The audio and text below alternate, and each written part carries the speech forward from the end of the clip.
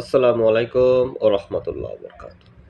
প্রিয় ভিউয়ার্স, আজকের ভিডিওর মূল বিষয় মানুষের উপকারে আসাই আসল ইবাদত। আমরা মনে করি ইবাদত মানে হজ করা, যাকাত দেওয়া, ফিতরা দেওয়া, এরকম অনেক কিছুই আমরা মনে করি। কিন্তু আসলে ইবাদত হলো আল্লাহ তাআলার একটি বড় নিয়ামত। মানুষের বিপদে পাশে থাকা, মানুষকে সাহায্য করা, এটাও একটা বড় ধরনের ইবাদত। ক্ষুধার্তকে খাবার দেওয়া, ভিক্ষুককে সাহায্য করা, যার তৃষ্ণা পেয়েছে তাকে এক গ্লাস পানি কিনে দেওয়া, এটাও একটা ইবাদতের মধ্যে।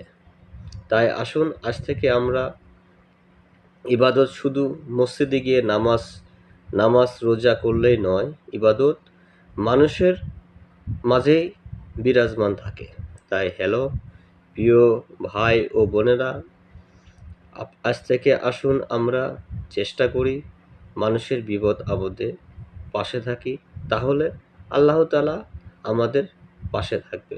কারণ আল্লাহ পাক বলছেন হাদিসের মধ্যে, নবী করিম সাল্লাল্লাহু আলাইহি সাল্লাম বলেছেন, তোমাদের মধ্যে সে ব্যক্তি শ্রেষ্ঠ যে মানুষের বিপদে এগিয়ে আসে।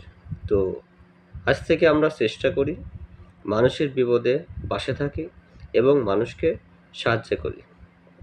প্রিয় ভিউয়ার্স, যদি এই ভিডিওটি আপনার কাছে ভালো লাগে তাহলে লাইক, কমেন্ট, শেয়ার করবেন এবং আমার চ্যানেলটি সাবস্ক্রাইব করবেন পরবর্তী নতুন ভিডিও দেখার জন্য। সবাই ভালো থাকবেন, সুস্থ থাকবেন। আসসালামু আলাইকুম ওয়া রাহমাতুল্লাহি ওয়া বারাকাতুহু।